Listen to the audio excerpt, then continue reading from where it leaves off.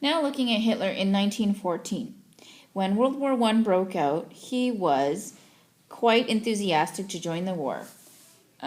Hitler, ironically enough, he left Austria, his birth country, at the age of 24 to avoid mandatory military service. But, however, he would join the German army at the start of World War I, becoming a member of a Bavarian unit.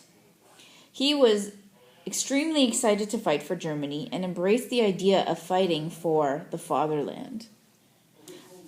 This is actually a very famous photograph of Hitler at an enlistment rally in Germany, and you can see it's actually been zoomed in there.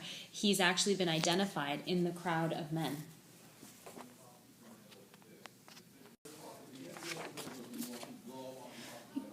Now to skip forward to 1918, at the end of the war.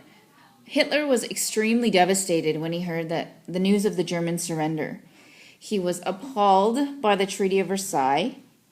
He was appalled at the anti-war sentiment among the German civilians, the fact that they just wanted to stop fighting and he couldn't understand why.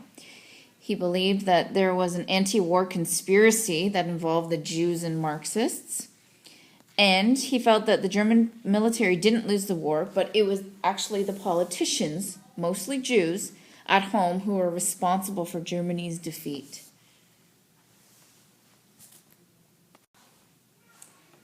So after the war, it's very fair to say Hitler was quite depressed.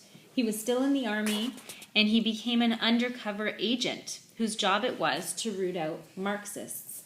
Now, what's important to understand about Marxism is that it's simply an ideology, a political belief that the rich rule the working class. And Hitler was very much against this political ideology. He also began at this point in his life to lecture about the dangers of communism and the Jews. So you'll notice that the color red is strongly associated and most often associated with the political ideology of communism, where in communist countries you have one political party ruling over everything. The government controls everything, from people to daily life to the economy, and there are no opportunities for other political parties to form in a communist country. And now going back to 1919, at the end of the war, when Hitler was working undercover, one of the things he was asked to investigate was a small faction, I guess, called the German Workers' Party. They were holding meetings in Munich, which is a city in Germany. He ended up going to a meeting and inevitably gave a speech, something he was very good at doing. After that speech, he was then asked to become a member, which he happily accepted. You can actually see in the painting, Ms. Doe, how enraptured the audience seems with Hitler. And this was something that carries through to many of his speeches he gives in the future. He had quite a way with an audience and commanding their attention. He was a very gifted public speaker. You can really tell that by the painting, Ms. Dalteri, because it seems as though everybody is entirely focused on him. Yeah. So eventually, the German Workers' Party comes to be renamed the Nazi Party. He has big plans for this Nazi Party, and Hitler slowly becomes the key leader of the Nazi Party. He starts to place ads for meetings in anti-Semitic newspapers, and it's a really important term to understand, anti-Semitism. When someone is expressing anti-Semitism, they are discriminating or they're being prejudiced towards Jewish people specifically. So Hitler was anti-Semitic. He was a person who discriminated and expressed prejudice towards Jewish people. You'll commonly throughout the unit hear the reference to a Jew or Jews. That's a slang term, but it is in context when teaching about the time period of World War II and Germany. It's also important to remember that Nazi parties also formed in Canada. And in the 1920s, 1930s, even 40s, it was not illegal. These parties legally formed, and they were very much influenced by what was happening over in Europe. However, today, Nazi parties can still exist in Canada, but it is illegal to express any forms of discrimination or prejudice. So they're very much inactive parties in most ways.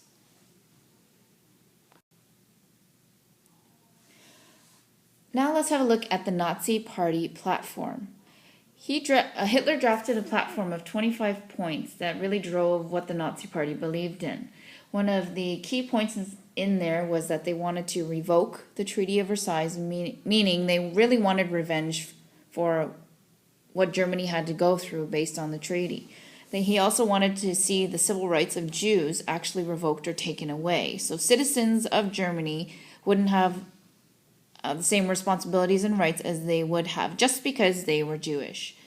Besides changing the name of the party, he also then changed the red flag adopted the swastika as the party's symbol. Wow, Ms. Doe, you can really start to see how all of the blame starts to be pointed towards the Jews.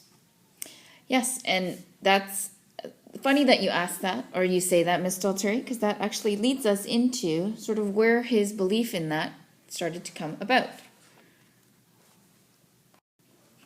Now, the actual swastika is probably a symbol you may even be familiar with, particularly if you're a member of the Hindu faith. It's actually something that's often seen on medallions worn by Hindus. It represents actually a symbol of peace, which is quite ironic considering it's become recognized worldwide as such a symbol associated with evil and hatred. The swastika, it is a religious symbol. It was used by other cultures as well, Egyptians, Chinese, Roman armies, and it actually means good luck. So the Nazi Party used it because they felt that it actually had connections to original caste systems of India that avoided racial mixing. So the idea that in a society, people are born into a certain social class and should not be mixing with other classes is this belief that Hitler also had. He firmly believed that the Jews, for example, should not be mixing with the pure German race. So you can actually see here on the pyramid, the members in India of the Brahmin caste would never associate with anyone in the lowest working class. You would never be able to marry or even change the system. You were born in it for life.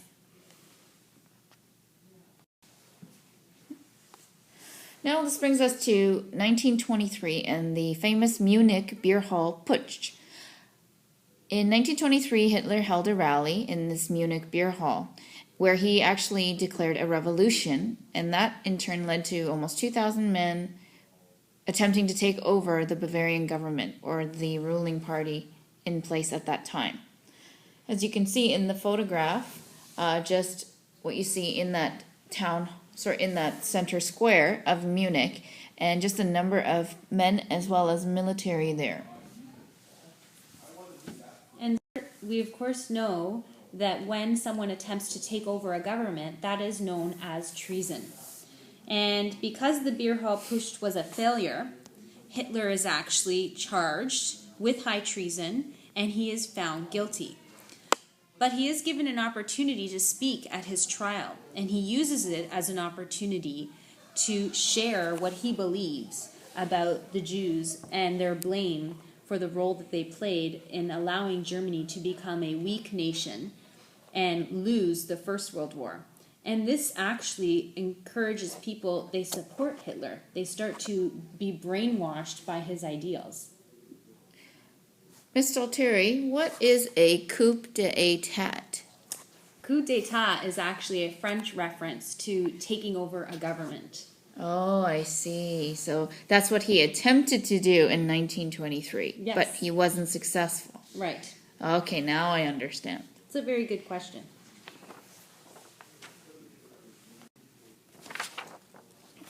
Okay, the latter part now we're looking at Hitler in jail. So this is where we really begin to see his beliefs and ideals of what he believes is to be right.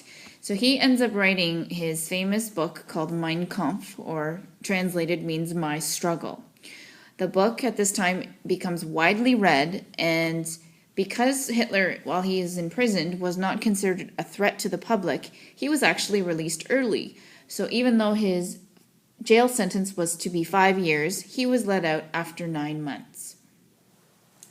So during this time, he had a lot of quiet time to himself and obviously focusing on his book. And in the book, this is where he expresses the major beliefs he has about the future of Germany and communicating to people how Germany can become a strong nation that they once were. He talks about how Jews are an evil race. He references in the book that Germans are superior, that they are a pure race, and that the Jews actually pollute the German race. He refers to himself as a Führer, a leader, someone who has the ability to take Germany in the right direction, to reclaim the nation that they once were. And he also refers to communism and democracy not to be governments that should be trusted, that we should strive to be, that Germany should strive to be a more nationalistic country, and people need to be proud again in the country that they live in. Ms. Dalteri, I have a question. Does that mean Hitler was nationalistic? Yes, he had extreme pride for Germany. However, nationalism can be a positive reflection of political ideals, but it can also be negative. And in Hitler's case, he took it in an extreme direction. He was very negative. I see. So there could be positive attributes to nationalism as well as negative. Right. It should remind you of World War I and one of the main causes and contributing factors to that war, being overly nationalistic. And of course, he also felt the need to conquer Russia and France. Although this might sound like a movie based on a comic book, Hitler actually believed that Germany could control the world. And of course, he believed the Treaty of Versailles was a major cause of Germany becoming a weak nation. So, as a result, we see that Hitler really wanted revenge as a result. So we have to remember that as Hitler takes over Germany as a nation, the feelings that he has about the Jewish people and about Germany's greatness and where he wanted to take the country, to really understand how Germany becomes a real superpower at the beginning of World War II. Right. And, you know, he's definitely somebody who is highly recognized in history. And looking at this image on the cover of his book with the classic mustache that most people recognize him for, he was also very good at promoting himself. So we see many more photographs, and you'll be seeing many more throughout the unit, of this great leader. Thank you for listening to the presentation and viewing the slides. If necessary, please go back to replay sections of the presentation to ensure you've collected adequate notes. Thank you, Ms. Dalteri. Thank you, Ms. Doe.